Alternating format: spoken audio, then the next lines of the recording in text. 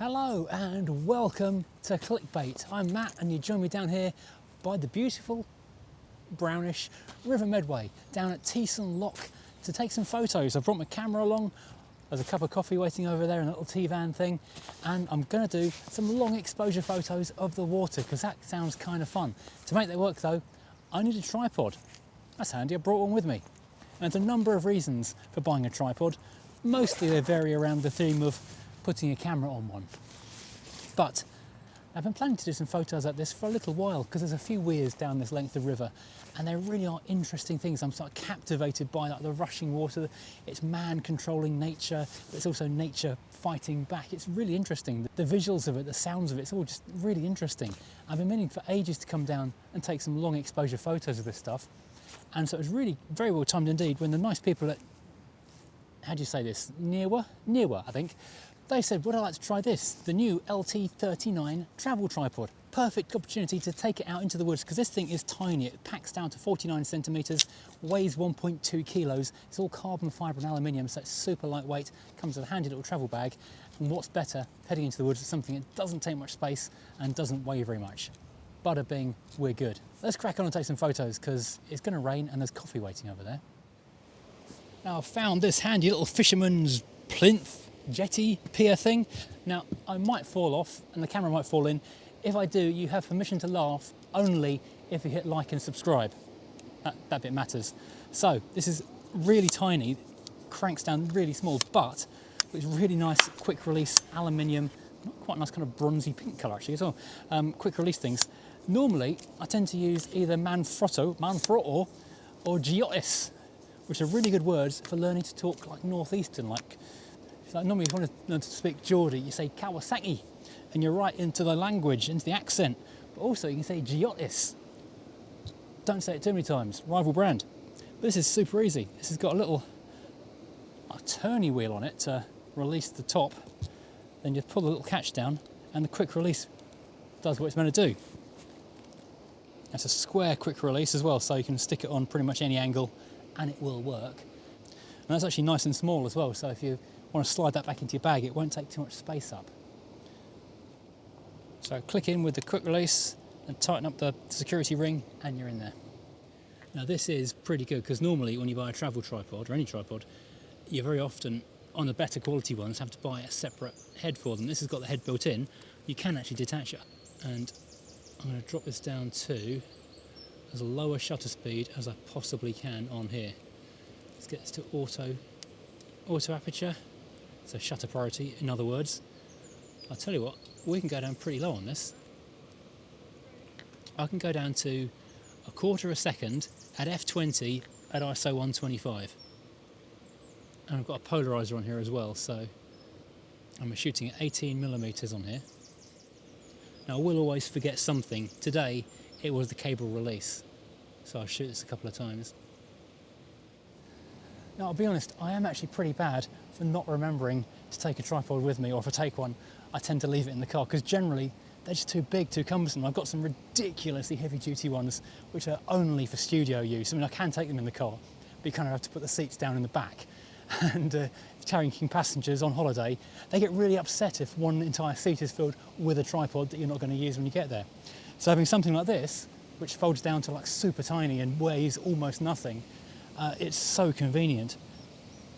Now, some of you may have realised that there is a fourth wall to be broken here because I'm shooting on 2 tripods here, and yes, the other one is also carbon fibre, but I think it's not quite as light.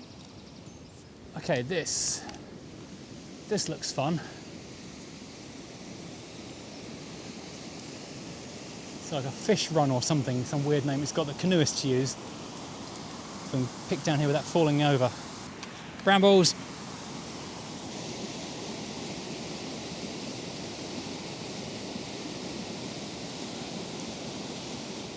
This is really impressive. The question is, where can I put the camera to get either the bubbling water over there or this frothing water down here? And I want to try and get like a long exposure, so I'm going to head down here, get low. These quick releases are so good because a lot of tripods you have to turn a wheel, which is great, but this is just instant. A quick release on the ball head just there. So I can use this bit of iron. Maybe I can shoot through the iron, that'd be good. Let's get even lower.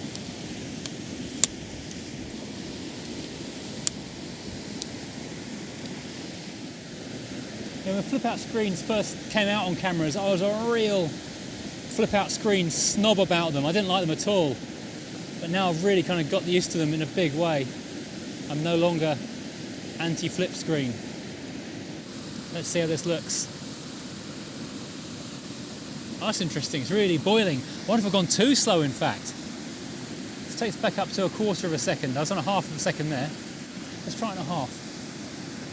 Well, that's interesting. That kind of works better, actually, not being quite so blurred. A minute ago, when I was walking up here, there was about 25 people doing jumping in the water training of some kind, all in their yellow high-vis dry suits. That would have been really cool to see them bobbing around in the water, but they've vanished now. Now, I do want to do something with these bubbles. They're really fascinating. Bubbles, darling, bubbles. Let me just video some of this stuff for a second. It's incredible.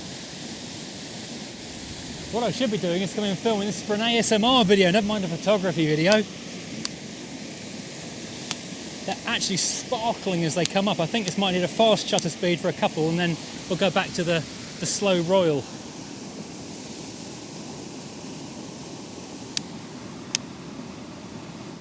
So if I go down to like a 60th and see what happens. That's interesting, it's kind of captured it pretty sharp. If I take it down though to 1/8 of a second, well, we're getting there. It's interesting, you can tell what it is, but it kind of isn't exciting. Let's go down to 1/4 second. Okay, that's pretty cool. Now I do feel like I should be making more use of this iron stanchion thing, so let's raise up a little bit more.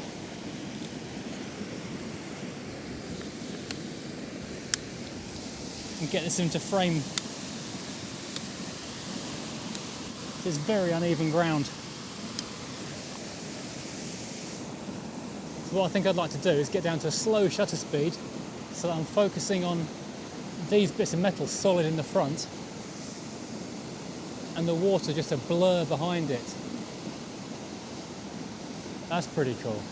I like that. You'll notice there's a little hook on the bottom of here. If I'd been organised and brought something heavy with a hook on it, I could hang a bag on here to kind of cut down vibration.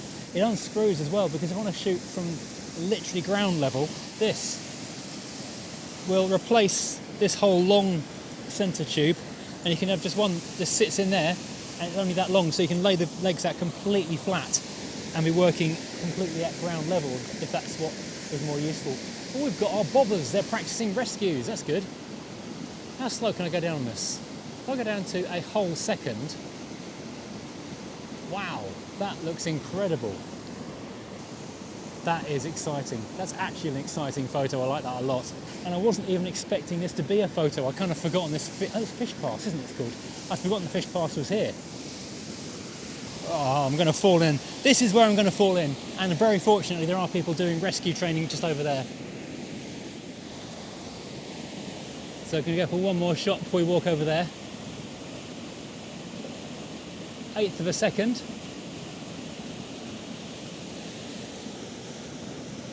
Yeah, that's cool. I, as I say, am an absolute for forgetting to take a tripod or just not bothering to use a tripod, even if I've got one in my hand. But you really can't get the long exposure shots without some kind of sturdy support. It moved when I tapped it then. You can't get that. You can't get that. It's the ground, not the tripod. You can't get those long exposure shots without something solid like that to keep the camera so steady. Right, let's go and find the weir and the ruins over there. Don't know if you can see the buildings in the background. I think that's an old gunpowder works from like the 1800s. So let's go wandering over. There's quite an elaborate set of waterworks around here. This is Teesson, which is written Teston, if you're looking for it on a map.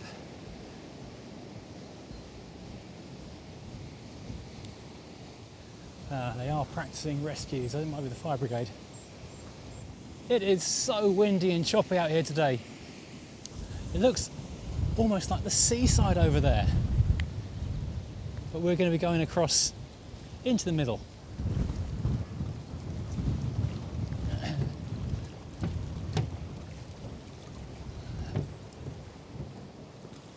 The wind is getting kind of ridiculous now. I'm actually worried that camera on the tripod that you're watching on is going to get blown over. I'm also having to work really hard not to get distracted. There's so much stuff.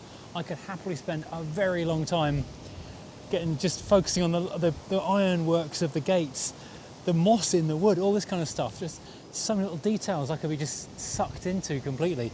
But no, I'm going to focus on long exposure of the water because that's what I came out for, and that's what this video is about. We'll come back here another time because you could be here all day, honestly.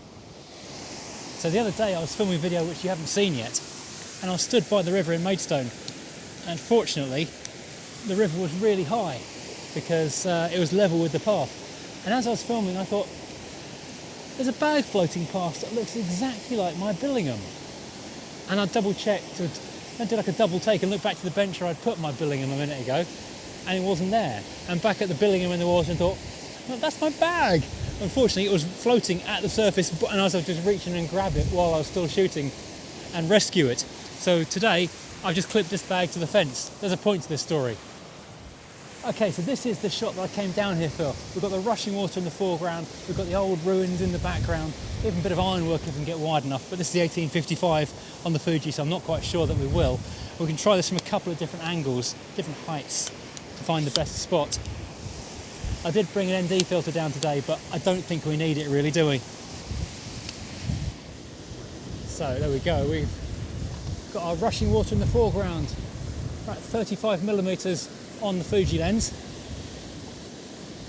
shooting in RAW obviously. I'm going to wind that back to about 23 mil. There we go, that's nice. And get this down as low as we can go. I'll get this down to half a second there. That's pretty good. You know what, I am going to go for the ND filter. So this is a Lee square format filter. Normally you'd put this on an adapter on the lens, which is like a quick release that you can then attach to the filter, like a square drop-in frame, but I don't have a Lee adapter that's small enough to go onto this Fuji lens, so I'm just going to have to hold it manually and try not to let its tin blow away.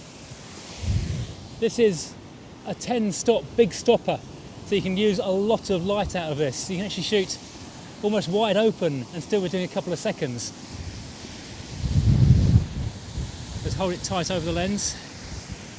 Now, I will get a little bit of flaring and aberration because I've not got the holder on it. Oh, the wind is picking up again. Oh, it's too dark. Okay. Let's set this all to manual. Doors to manual, folks, doors to manual. Let's wind this up to about f5.6 or so, whack that on there. I've cranked this up to ISO 800, opened up to f4.5. We're on bulb setting because a second isn't quite long enough. That's 5 seconds. What does it make of that? Oh, that's beautiful. That is awesome. That looks like a fairy tale. 5 seconds. I reckon I can close the aperture down a little bit more. Get myself down to about f8. I wish I brought cable release now. Let's get 10 seconds on this. 2, 3, 4, 5.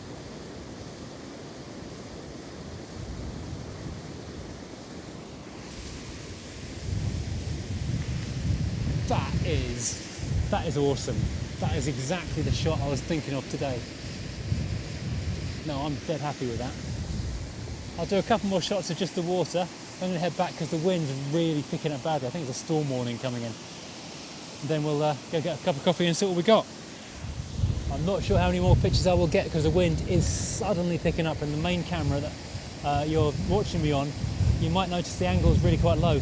The camera nearly fell over a second ago. It's so windy out here. That's cool. This tripod is so easy to use. I'm really liking this a lot. I'm really quite keen on a ball head for an easy everyday use tripod.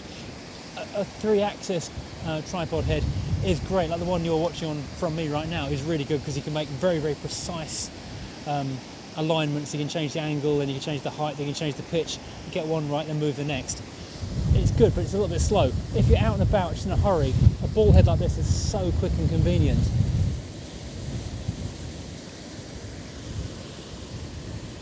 That's good.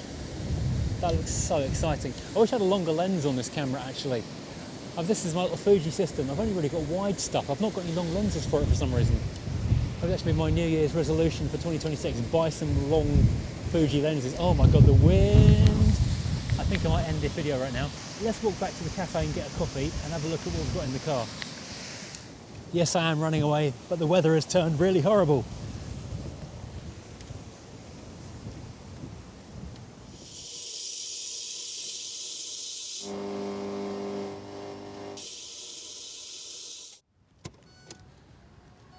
We have coffee and we have shelter. Do you need anything more than that? Let's have a look at some pictures we took. And I should probably finish reviewing this tripod as well. Oh, it is not pleasant today.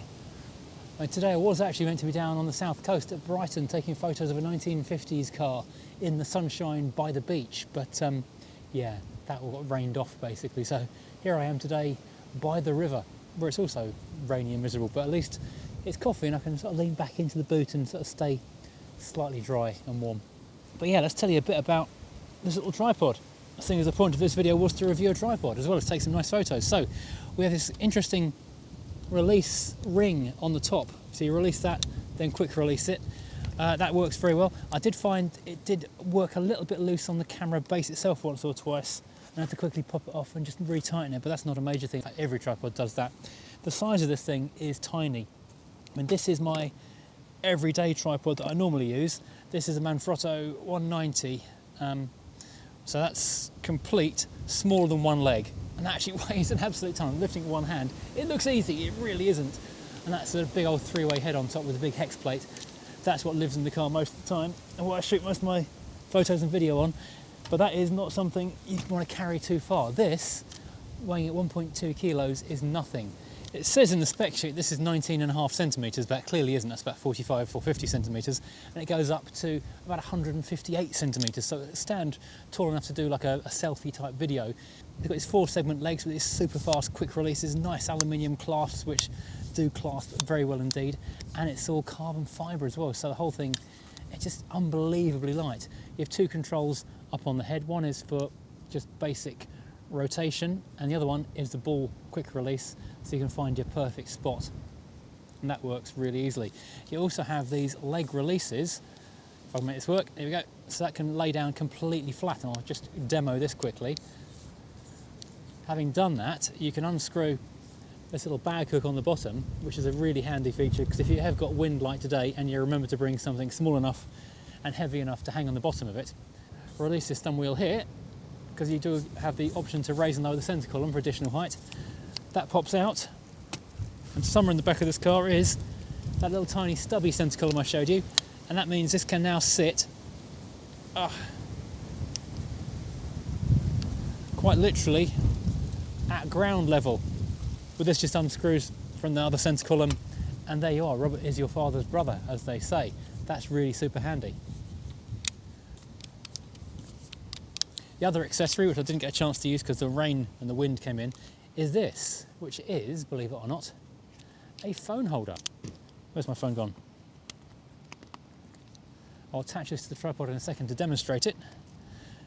Stretchy type phone holder, so bada bing. So if you want to have a script on a phone, or if you want to be doing a selfie or a video at the same time as shooting stills, you can do that. In fact, if I'd done that today, that would have been a really good idea. I could have got a video of the same thing that I was taking photos of. Why didn't I think of that? Sometimes I amaze myself with my lack of common sense. I mean, I've got like a clip-on thing for a GoPro where you clamp onto the brim of your hat or onto your shirt collar and things, so you can get like a POV type view, but that is ideal. I could actually have done me doing that. I'm not going to go back and reshoot it, that'd be crazy, but there we go. So I'm just going to change the subject quickly. Look at this screenshot. My phone picks random photos out of the camera roll for a background. That is half a picture of a seagull. I was on a cross-channel ferry and the seagull just sailed straight past my face and got the shot. But it's just weirdly chosen to crop it from a landscape to a portrait, so I've just got the back end of a seagull. A really weird thing to open a phone up to. So there we go. Put it all back together normally. And a camera on there. So there you go. So you can be doing stills on one, video on the other. That is semi-mobile. Doesn't go up and down, just back and forth. But yeah, that's a really good idea for doing a video of the thing you're shooting. Or you could turn it around, you could have a script on there if you're shooting yourself a video. I'm thinking like video purposes. But there's a whole bunch of reasons you could have that. It's just a really handy way of keeping things together. So generally, it's really good. I'll put a link to this thing in the description below. And if you want to grab one, then do please hit that. And that'll make the people at Neewer, I can't even say the name, that'll make them unhappy. Make them very happy indeed. And I've got to say, this is a really useful little thing. This will definitely be living in my gadget bag a lot, or with my gadget bag. It's the kind of thing, if you've got a decent sized bag, you can just leave it on the tripod straps on the bottom, and weighing that little, it's almost nothing. I mean, that is broadly the same as a Fuji X camera with a standard zoom. That's nothing, is it? Let's have a look at that last photo we took, because we did take a few half decent pictures when we were down there. I closed in really tight on the weir, on the water, on the sluice at the end, got it down to 1/4 of a second at f/22, and I was really, really impressed with that. It's lovely and stable. You can see sort of the definition in the brickwork at the back of the shot across the river, an amazing blur in the water, which is great. Got a couple of shots of that, a few pictures of the fish pass, which worked really nicely. Really interesting pictures. It's something I hadn't planned on taking pictures of. I really love the picture with that kind of steps, the handrails and the steps coming up first. And again, because the camera is so steady, even at, what did I do this on? It's 1/4 of a second again as well. They are completely solid, sharp in the front of the frame, and the water is just a mass of bubbling, boiling blur in the back. It's fantastic, I love that. But of course, the piece of resistance is that picture of shot with the ND filter. I'll do a proper video on ND filters at some point, but that's banging. That's exactly what I was looking for when I came out today. 10 seconds, insane blur, like you would not believe blur. I mean, the water is like glass. That's the ultimate water shot. Because water shots are really hard. You have to have everything rock solid on the ground next to you, and you've got to have the longest exposure you can get, and then everything just works out beautifully. And I do love long exposure photography. I don't really get enough time to do it that often, but the pictures are just incredible.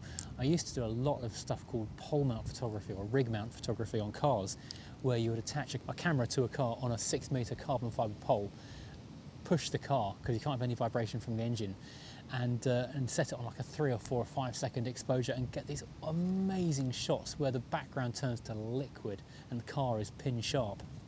Don't really do that very often these days because, I don't know, you don't get time on shoots as much as we used to. And also, it was very much a fashion thing of about 10 years ago, and everyone really, really was into that for a bit. I should dig that stuff out and do it again. So anyway, I hope you've enjoyed this little walk down the riverbank with me. Tales of the riverbank. Am I ratty or moly today? I don't know. Possibly badger, who knows? And I'm very, very impressed, as I say, with this, the Neewer, what is it, LT39, link in the description. This is a lovely bit of carbon fibre. Who doesn't love a bit of carbon fibre? And super light, usable travel tripod. I mean, I've got a couple of trips coming up in the year, and that would be fantastic if I'm going like hand luggage only on a plane.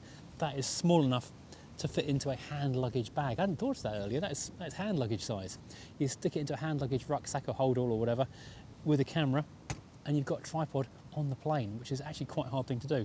The tripod you're sitting on right now is a Giotis, but that will only go in hand luggage if I take the separate head off it. So that's a severe limitation. That is a new size low for me, which is a good low, if that makes sense. Anyway, thank you for watching. Please, as always, like, subscribe. You know the business. This is YouTube. You've done this before. And join me again next time. More camera stuff, or head over to Furious Driving for more car stuff, or Tea Break for just random stuff, really. Anyway, goodbye, and yeah, like, subscribe, that stuff. Goodbye.